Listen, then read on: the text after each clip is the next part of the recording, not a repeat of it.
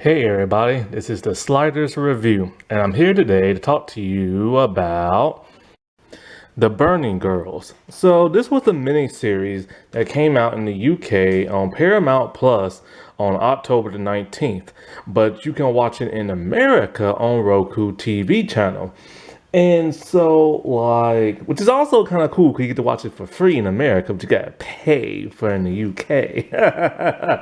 Anyways, so Samantha Morton stars in this, and I'm a huge fan of hers. And so, I've seen her in a couple of stuff, Harlots, The Walking Dead, um, I think it's called The Serpent Queen or something like that. And I've also seen her daughter in that one show I told you about called Hannah. So I've been a huge fan of hers for a long time. And also Ruby Stokes, she plays in this. And so this is based off a novel by C.J. Toder, I believe how you say it. And so they made this into a mini series. It's an hour long and there's 6 episodes and each of them are an hour. And so when I saw the trailer, it looked kind of intriguing and everything. I didn't know what the heck this was about, but all I saw was like 2 little girls burnt at the stake, and then every once in a while you'll see little ghost girls being burnt and all this other stuff, right? So I'm all like, okay, it's gonna be kind of interesting, you know what I'm saying? And then so on Roku TV, it's listed as a horror, but it's not really a horror. It's more like a detective thriller and everything. And so, as I'm watching this, I was confused. uh, I think this would have been better if it would have been spread out for 10 episodes, maybe 13. And if it would have been broken down into seasons and each season takes on a different plot. Because there are several plots that go on in this 6 episode miniseries. And it feels kind of crammed in. And so, is this a bad series? No, it's just very confusing.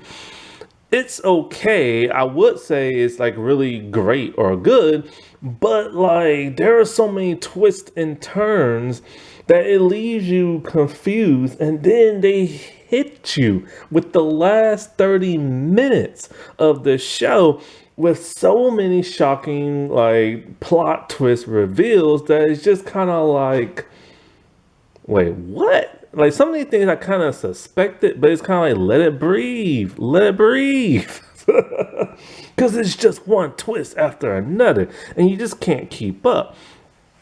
Because it's a huge cast, and there's so many plots that it's just so confusing. Because it's kind of okay, for me personally, if they would have dropped most of the plots and just kept one and stick to that per season, that would have been great for me, and I would have had a different feeling for this show. But the fact that they keep hitting you with so many different plots and so many twists, and it's just what does the Burning Girls have to do with this? It just left me utterly confused and everything. It's not terrible. I feel like if it wasn't so crammed, if it wasn't so clustered, it would be able to flow better. These are all the different plots. So the show starts off with 2 little girls about 500 years ago being dragged from their home and burnt at a stake. Why? Not really sure why, but it just kind of happens. And so I think to myself, okay, maybe they thought they was witches or something like that, right? You know, that's what they normally used to do back then. So it's these 2 little girls and they get burnt. That's one plot. And because it's listed as horror, I thought, okay, this is going to be some kind of ghostly, creepy, psychological, paranormal, supernatural type thing. But it's not. But at the same time, it is. And so the little ghost girl do appear in the show. Now I can't show you what they look like burnt at the stake because this is YouTube and they won't let me show 2 little girls being burnt at the stake. But anyway, the little ghost girls do appear every once in a while, but only 2 people are able to see them. Our main characters, Jack, who's a reverend, and her daughter, Flo, and for whatever reason, they are able to see the two little ghost girls. Why? It's never explained why. They just are. And that's the most one of the most confusing things ever. And so when Flo sees them, the girls are like burning, they're creeping her out. And the girls also reveal where a dead body is being buried. And so it's kind of like, why are these two little burning girls even in this show? Like every plot they do mash them together so everything is connected, and technically these little burning girls are kinda connected but not really. So they just seem pointless. Like take them out the show, I would be a whole lot like happier. But yeah, that's like one little plot. And when I say like they have like visions, yeah, like Flo and Jack, they have like demonic looking visions whenever these little burning girls are there, and it's just kind of like, why are they here? Like I don't get that. Is that like in the book or something like that? I think it is. And I wonder, is the book this clustered? Because I was curious to see what people said about the book. And on Amazon, it's like 50-50. Some people say it's great. Other people say it's confusing. And so I'm with the confusing part. So that's one plot thread. Another plot thread is like, the reason why Jack is like investigating these two missing girls. Why? Nobody asked her to do that. She's just doing it on her own and everything. Then, of course, there's another plot. There are the two missing girls, Mary and Joy, who've been missing for 30 years. What the heck happened to them? And so we get these flashbacks of them, but sometimes it's kind of hard to tell which one's a flashback and which is present day. And why are the flashbacks always when Jack is like, around? So I'm just kind of like, could it be? I'm like, nah. But like, it could be, what I'm saying? Because I'm getting a vibe and everything. Because when I saw the trailer and I saw Samantha playing Jack, with the name Jack and everything like that, I noticed something. She dresses like a dude. So I'm thinking, okay, maybe she's a tomboy. But then she has a daughter, and it was stated she was married. So I'm like, oh, okay, she's either just a tomboy or she's like bisexual or something. And so like, um, there's a scene in here that like, okay, could this be her all grown up? I don't know. Like, could it be? And so, like, oh, it is. So she was one of the missing girls, technically. And so she goes throughout, like, she comes to this old town. So basically, it's like, well, I'll get into her later. All right, I'll get into the whole Jack thing later. I'll just say that for the end. Let's go to some more plots. There is this creepy man who is trying to find Jack from her old town, and he is desperately trying to find her. And while he's finding her, he's killing people along the way. And it's like, why, man? Why are you killing people and stuff? And so it takes a long time to figure out why. You find out in the last 30 minutes of the show, but it's just throughout the entire 6 episodes. Like, why, dude? Why are you killing people and stuff? And so when Flo, because he spies on her house when Flo is there, it's like, he sees that she's the daughter of Jack. And so like, when she's in danger, I thought he was gonna hurt her, but he nuzzles up to her. I'm like, oh wait, could that be her father? But the father's dead. So I'm like, what exactly is going on? Like, he has to be related to her or something. And then it turns out he is and everything. He is Jack's brother, and he's a murderer. And the first time he murdered is when Jack was about to be sexually assaulted by this one priest who was performing an exorcism on her, of all things. And so then when he stabbed the dude in the throat, she later did the rest and stabbed him. And yeah, so it's like, it's her disturbed, mentally ill brother. So she calls the cops and he gets taken away. And I'm just kind of like, I don't know, like his character wasn't really all that necessary. And so that's that plot thread, and there's another plot thread. There is Oh, the whole Joy and Mary thing and their friendship, and basically what it is that they're really close friends, really close. And you think, could they be together? But no, it seems Joy's with the dude, but that don't always mean anything. And so the dude she's with is older, and it turns out to be the priest, and he got her pregnant. She's scared, she wants to run away. And so Mary's all like, yo, I'll help you get rid of the kid, all this other crap. Well, there's some stuff that happens. And basically things don't go the way they want. And like I said before, let's put a pin in this for now. So then there's the whole conspiracy of like the priest and him messing around with like little girls and stuff like that. That's one plot thread. Then there is the Harper family. The Harper family is screwed up. Basically, when we first see one of them, it's Poppy, and she's covered in pig's blood. And so when the father shows up, he's all like, "Oh, nothing happened. They're just playing around. Her pig died, stuff like that." Turns out the sister Rose is very demented in the head. Rose is like a very disturbed person. She cuts like the head off the pig and takes the ears and the nose off and put them on her sister.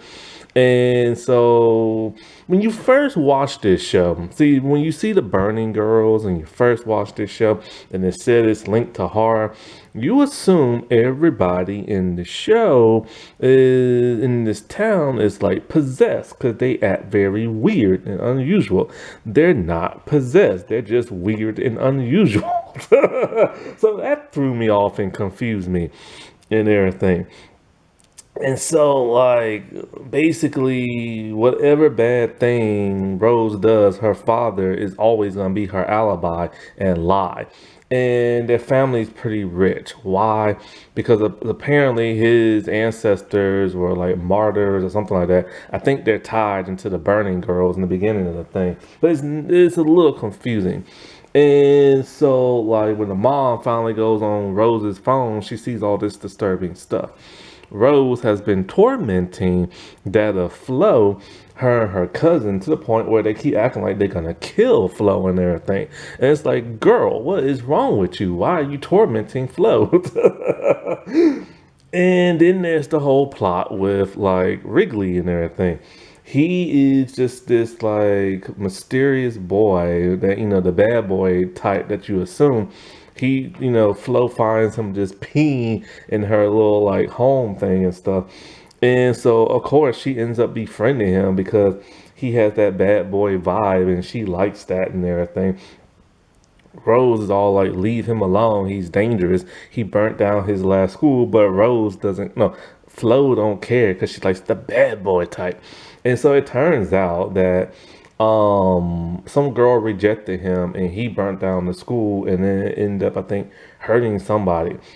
That's a red flag, dude. But Flo just constantly hangs around him.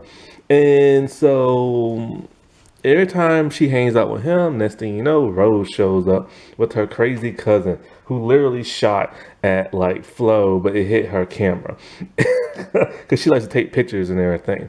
And so, like, at one time when Flo and Wrigley are hanging out, in comes like Rose, and they put like a bag over her head, and then apparently, what's his face? Wrigley's down in like a well, and like they find two dead like skeletons down there. And so at some point, Rose goes to Flo and is all like, "Oh, this whole thing was planned, and Wrigley's been playing you." And so you think she's trying to help Flo out, but no, it turns out that, remember when I said Rose is demented? Well, it turns out Wrigley really is demented. He really is a bad boy. It's not you assume he's a bad boy. He is a bad boy. So they both try to murder that of Flo and that of Flo's mother, Jack. But with a huge fight and the place burning, and then the burning girls show up and all this other crap, Jack ends up killing Wrigley and stuff.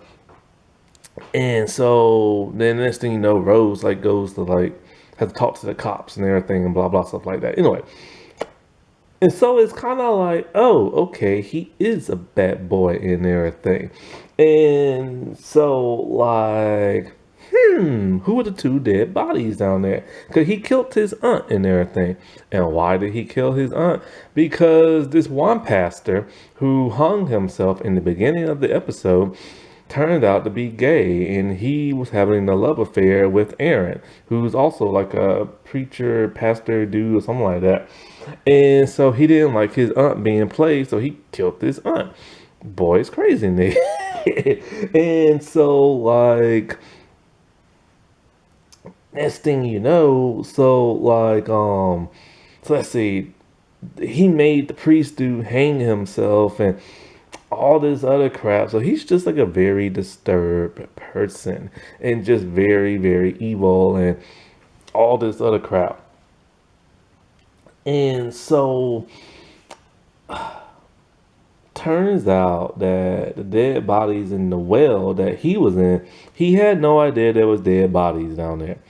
And so who is down there? First, let me get into Aaron. So then Aaron is like this really creepy person. And you think he's dangerous, but he's just creepy and he's closeted. And his dad is like dying, and there's DNA because Jack found two dead like bodies inside the church, like on the floorboard. Like you had to go down there in like a little crypt, and the dad's DNA is on one of them. And it was the priest that was messing around with the girls, and so that's another plot right there. It's just like plot after plot after plot and twist after twist, and it's too much, man. That's just too much. Like simplify it. Spread this out for a couple of seasons, you know. And so, what was I gonna say? It has something to do with Wrigley and I don't know. But anyway, let's just get to Jack. And so with Jack, turns out, remember I said, oh, no, I remember. Okay, the two dead bodies down there. One is Joy and everything. So who killed Joy and everything? And why is Jack so adamant about investigating this? Well, it turns out it turns out Jack is really Mary who was friends with Joy. So that explains the whole tomboyish like look and everything, and like the possible bisexual thing or whatever. And oh, by the way, turns out Jack's brother killed Jack's husband because he used to beat her. And Jack's all like, so let me guess, you the one who threw mom down the well. So when Wrigley was down in the well and Joy was down in the well, dead Joy, turns out the mom was down there. Why was the mom down there? Because Jack wanted revenge. Jack is the one who first stabbed the priest, and the priest was having an exorcism on Mary, but he was also like assaulting her and stuff. And the mom I guess she knew this or probably didn't care or didn't know it and just whatever. So he killed the mom and threw her body down in the well. And so like, see, the whole thing was when Joy got pregnant and everything, she was supposed to meet up with that like um Mary. Something happened, they was unable to meet up. And then Joy went missing. Turns out that this one pastor dude's wife had a crush on like the nasty priest. And so she got so jealous that she killed Joy and everything. And so, Jack was able to find that out because like her daughter Joy, who takes pictures all the time, took a picture of the house that like Mary grew up in. And so like I guess in the background there was like the pastor's wife and everything, so she confronts her and all this other stuff. So apparently after they killed the nasty priest dude, Aaron's priest father, went and got the body, and he had help. He had the little teenage girl help put like him in like the crypt. Now the Aaron's dad knew all this and everything and just tried to cover it all up. So like in the crypt, the Harper family, the dad, he kept paying people to hide it and cover it up because he's just nasty. Anyway, so it turns out Mary investigated all this because she wanted to know what happened to her best friend. And she wanted to know about all these other secrets and the murders, and it was just like one twist after another. And it was just like, it was too much. Like, if they just would have kept to one thing and kept the burning girls out, then I would say, yeah, this is a great show because I like a good murder mystery. And then in each season, as time passes by, we could have learned like another thing. We could have learned about the nasty priest died, who buried him. We learned about who killed Joy. We learned about Wrigley. See, if everything would to flow better and not be crammed in 6 episodes, I feel like it would have been a whole lot better. Because when you just start revealing everything in the last 30 minutes, and I'm not joking, like the last 30 minutes, everything got revealed. Because in the first 20 minutes, that's when the huge fight happened in the church with Flo and Wrigley and Jack and Rose and stuff. Then after that, it's 30 minutes of just Jack coming up with some detective work. Oh, you did this and you did that and blah blah blah blah blah blah blah. And it's just kind of like the last 30 minutes. I don't get that. You know what I'm saying?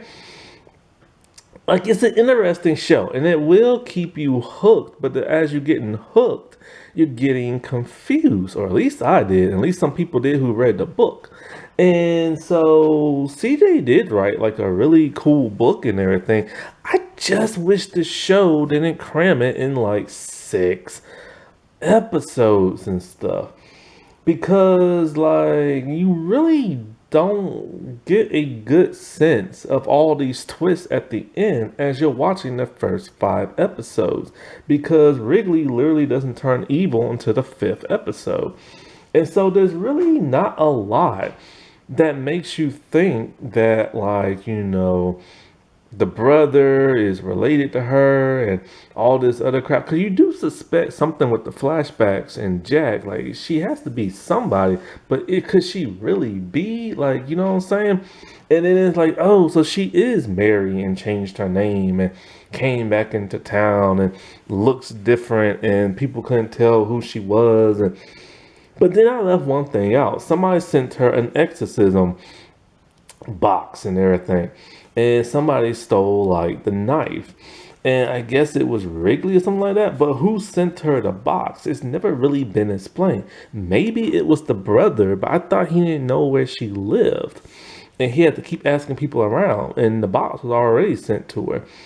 And the daughter Flo knew about the box and was all this knife is evil and blah blah blah blah blah and all this other crap. And you said you was gonna get rid of it, and this is why we left the old town. And so did Flo know about all this and just kept her mouth shut?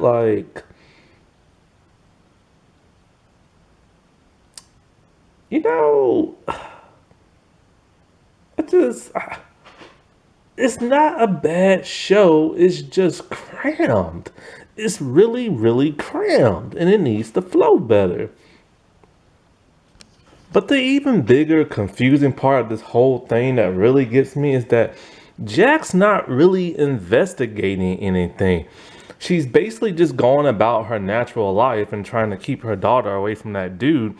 And because there's an old lady in town who's the town gossip and knows everything.